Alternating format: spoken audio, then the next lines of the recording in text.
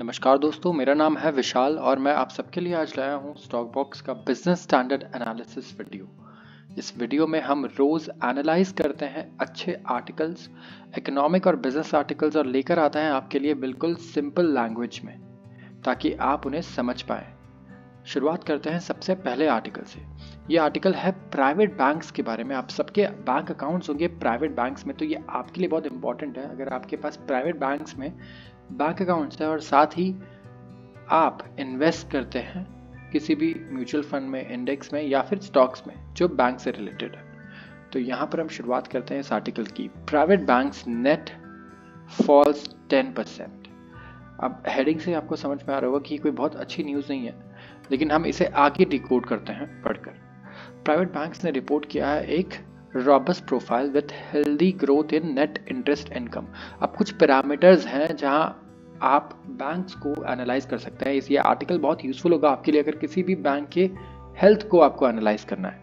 तो शुरुआत करते हैं सबसे पहले फैक्टर से। आपको किसी बैंक में चेक करना है कि उसका नेट इंटरेस्ट इनकम ये बढ़ रहा है या घट रहा है।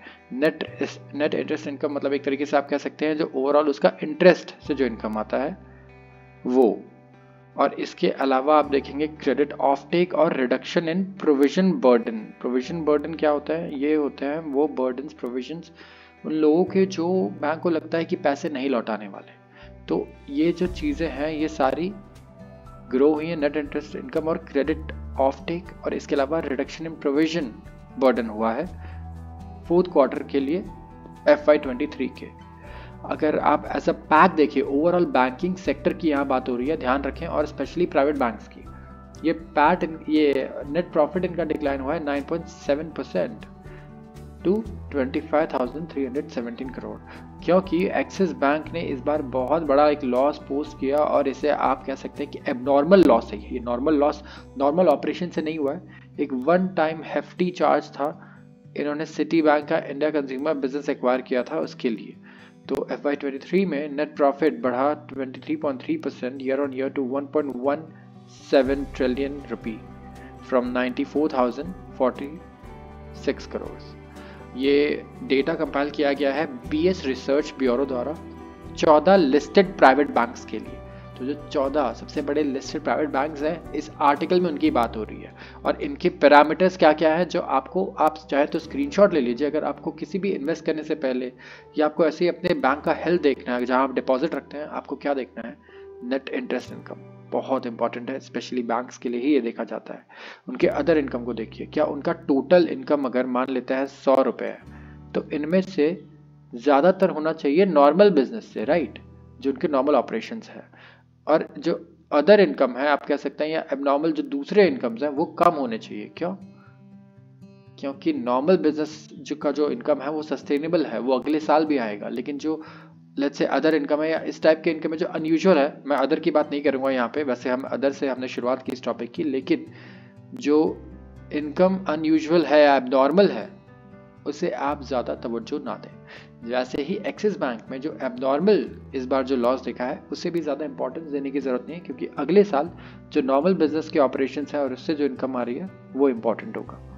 इसके अलावा ऑपरेटिंग प्रॉफिट, प्रोविजंस, ये बहुत इंपॉर्टेंट है। बैंकिंग कितना एक्सपेक्ट करती है कि कितना जो लोन है वो वापस उसके पास नहीं आएगा।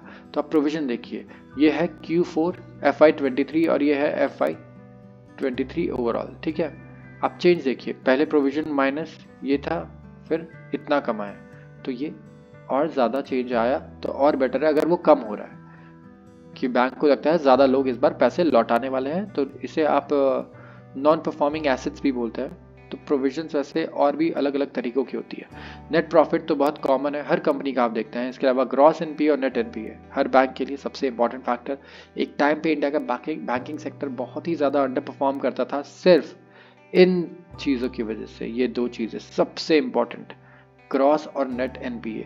यहाँ से बैंक को कितना ही पैसा आ जाए कोई फर्क नहीं पड़ता अगर किसी बैंक में ये इश्यू बन रहा है तो इसीलिए आप देखेंगे आपको ग्रॉस और नेट NPA चेक करना बहुत ज़रूरी है। इससे इकोनॉमी के बारे में भी पता लगता है। अगर किसी बड़े बैंक में जहाँ करोड़ों लोगों ने लोन लिया है, अगर एक साथ वो लोन रीपे नहीं कर पा रहे, इसका मतलब इकोनॉमी में भी एक टाइप का स्लो डाउन है या थोड़ा रिसेशनरी प्रेशर है।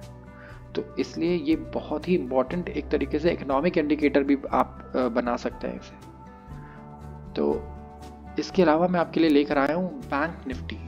स्टॉक मार्केट से रिलेटेड लोगों को पता होगा, इसी आर्टिकल को हम आगे कंटिन्यू कर रहे हैं, लेकिन निफ्टी बैंक एक ऐसा इंडेक्स है जहां सारे हमारे जो बैंक्स है ओवरऑल इंडिया के वो लिस्टेड है। आपको इसके अलावा निफ्टी पता होगा, निफ्टी भी एक बेंचमार्क इंडेक्स है और सेंसेक्स है।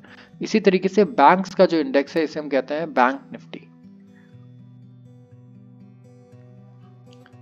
और बैंक निफ्टी में काफी सारे बैंक्स आते हैं, एक बार उनको हम लोग देख लेते हैं। जैसे कि ये देखिए, बैंक निफ्टी में सबसे ऊपर आता है सबसे ज्यादा जिसका वेटेज है। तो अगर आप मान लेते हैं टोटल 100 वैल्यू है बैंक निफ्टी की,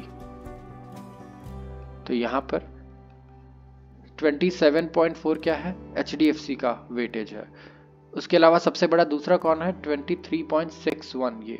तो इन दोनों को मिलाकर आप देख सकते हैं कि बैंक निफ्टी करीब करीब 50% दो बैंक से बना है। कौन से, HDFC और ICICI। तो अगर ये दोनों बढ़ रहे हैं तो बैंक निफ्टी का गिरना बहुत मुश्किल है, और ये दोनों अगर गिरे हुए हैं तो उसका बढ़ना भी बहुत मुश्किल है। इसके अलावा अगर दूसरे नंबर पे भी देखें तो नंबर 1 पर ये आता है, नंबर 2 पर ये आता है, 3 पर आता है SBI और 4 पर आता है कोटक।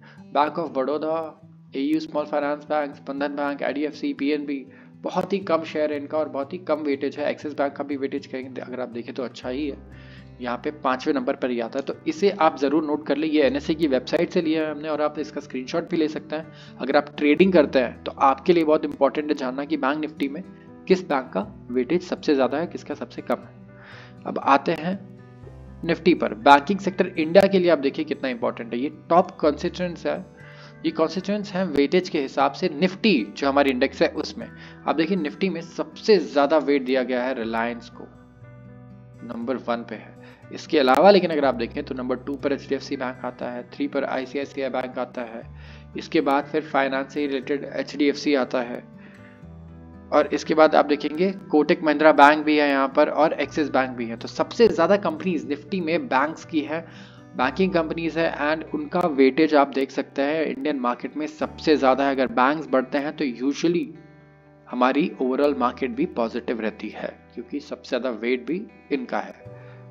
तो ये देख सकते हैं हम बैंक निफ्टी का चार्ट, काफी लोग पसंद करते हैं इसमें ट्रेड करना, और कुछ लोग इसे बिटकॉइन से भी कंपेयर करते हैं। काफी वॉलेटाइल रहता है। आप देख सकते हैं कि प्राइवेट सेक्टर बैंक के रिजल्ट्स जो हैं वो इतने कुछ खास नहीं आए, लेकिन बैंक निफ्टी पे कुछ फर्क नहीं पड़ा, क्योंकि बैंक निफ्टी का हाई पिछले बार यहाँ का था 44,100 मान लेते हैं। ये एक्यूरेट फिगर नहीं है लेकिन अप्रोक्सीमेट यही था लास्ट टाइम जो हाई बनाया था बैंक निफ्टी ने, और अभी ये ट्रेड कर रहा है करीब करीब 43,200 की रेंज में, 200 से 500 और 600-700 तक भी गया है ये। तो ये बहुत ही पास है अपने ऑल टाइम हाई के। लेकिन अगर आप बैंक्स की परफॉर्मेंस देखें तो कुछ खास नहीं है। प्राइवेट बैंक्स अगर आप देखें इस वक्त -10% का ऑन एन एवरेज इनका नेट प्रॉफिट का आया रिजल्ट में, लेकिन ये फिर भी इतना ऊपर क्यों ट्रेड कर रहा है? इसका रीजन ये हो सकता है कि स्टॉक मार्केट हमेशा फ्यूचर आउटलुक देखता है, तो फ्यूचर आउटलुक इसका अभी भी बहुत अच्छा है, इसीलिए लोगों को अभी भी ये सबसे ज्यादा पसंद है। तो ये रीजन है जिसकी वजह से बैंकिंग सेक्टर का परफॉर्मेंस अगर देखिए आप बैलेंस शीट और फाइनेंस पे शायद इतनी अच्छी ना लगे, लेकिन मार्केट में वो अभी भी आउट परफॉर्म कर रहा है। इसके बाद अगली खबर आती है all Fed up, Powell gets a public thumbs down. जैसे इंडिया में हमारे पास है RBI, Reserve Bank of India, हमारा सेंट्रल बैंक, जिसको चेयर करते हैं अभी शक्तिकांता दास जी। तो वैसे ही अगर US में आप जाएं तो उनके जो बैंक है सेंट्रल बैंक, उसका नाम है फेडरल रिजर्व। फेडरल रिजर्व को चेयर करते हैं जेरोम पोवेल, काफी फेमस पर्सनालिटी है ये। और आप अगर लिस्ट देखें कि दुनिया के सबसे ताकतवर शख्स में इनका भी नाम टॉप 10 में आता है, जो फेडरल रिजर्व के चेयरमैन है। तो अब US में ऐसा हाल हो गया है कि लोग इन पर बिल्कुल भी ट्रस्ट नहीं कर रहे। आप देखिए कि पब्लिक कॉन्फिडेंस है जो जेरोम पोवेल के लीडरशिप में वो ड्रॉप हो गई है बहुत ज्यादा। और एक नया सर्वे आया है जिससे पता लगा है कि ये जैसे जैसे सेंट्रल बैंक इन्फ्लेशन के अगेंस्ट वॉर कर रहा है, वैसे वैसे इसकी पॉपुलैरिटी और कम होते जा रही है और लोग काफी ज्यादा परेशान हैं इनके सारे डिसीजन से। ये पोल शो करता है US में जो किया गया था, 36% एडल्ट्स कहते हैं कि उनको फेयर अमाउंट ऑफ कॉन्फिडेंस है कि फेडरल रिजर्व चेयरमैन सही चीज करेगा। और ये आप देखें तो जैनेट येलन से भी कम है, जिनकी 37% अप्रूवल थी फर्स्ट ईयर में, जब उन्होंने 2014 में फेडरल रिजर्व को लीड किया था। तो इस तरीके से लोग इनके डिसीजन से परेशान है, और लोग ही नहीं, पूरी दुनिया भी काफ़ी ज़्यादा इस वक्त परेशान है इनसे। अगर आप देखें कि किस तरीके से यूएस का फेडरल रिजर्व रेकलेसली, सबसे पहले उन्होंने मनी प्रिंट किया, उसके बाद इन्फ्लेशन बहुत ज़्यादा जब बढ़ गई तो उसके बाद अब इतनी स्पीड से उन्होंने इंटरेस्ट रेट्स बढ़ाए हैं कि काफ़ी सारे बैंक्स फेल हो गए यूएस में। तो अपने बैंक्स के जो फेलियर है इनकी, इसकी रिस्पॉन्सिबिलिटी कहीं ना कहीं इन पर ज़रूर आती है, और ये इन्हें लेनी भी चाहिए। जो ये लेने को तैयार नहीं, बैंक फेलियर की रिस्पॉन्सिबिलिटी आप कह सकते हैं, जो क्राइसिस है। उसके बाद खाली यही नहीं, आप देखें कि इन्फ्लेशन जो बढ़ा है, ये भी जो इन्होंने अंधा पैसा छापा है। इसके अलावा इंटरेस्ट रेट जो इन्होंने बढ़ाए हैं वो तुरंत बढ़ाए हैं। इन्फ्लेशन जब बढ़ रहा था तब इसे रिकग्नाइज नहीं किया, इन्होंने कहा नहीं ठीक है ये चला जाएगा, ये नहीं गया तो इन्होंने एकदम से इंटरेस्ट रेट बढ़ाए, जिसकी वजह से पूरी दुनिया में ग्लोबली स्लो डाउन हुआ और काफ़ी ज़्यादा परेशानियां भी हुई। अगर आप ट्रस्ट डिफिसिट का डेटा देखेंगे इस तरीके का, जैसा यूएस में आता है और ये ऑफन आता रहता है, इलेक्शंस भी आने वाले हैं आगे तो शायद इसलिए, तो यहाँ पर ये कलर्स आप चेक कर सकते हैं, great deal, fair amount, only a little, almost none or no opinion. यहाँ पर जो बाइडेन जो आके प्रेसिडेंट है उन पे 48% लोग कहते हैं कि उन्हें ऑलमोस्ट नन ट्रस्ट है, और 28% लोग ऑलमोस्ट नन पर हैं जेरोम पॉवेल के लिए, और सिर्फ ओनली अ लिटिल ट्रस्ट ये है 26%। तो मेजॉरिटी अगर आप देखें तो उन्हें बिल्कुल भी ट्रस्ट नहीं है इस वक्त इन पर, और इसका रीजन भी आप अभी हमसे जान चुके हैं। तो आज के लिए बस इतना ही दोस्तों। अगर आपको ये वीडियो पसंद आई हो तो ज़रूर इसे लाइक करें, एंड हमें बताएं कमेंट सेक्शन में कि क्या हम कुछ इम्प्रूवमेंट्स कर सकते हैं, कुछ और टॉपिक्स हैं जो आपके लिए हम कवर कर सकते हैं।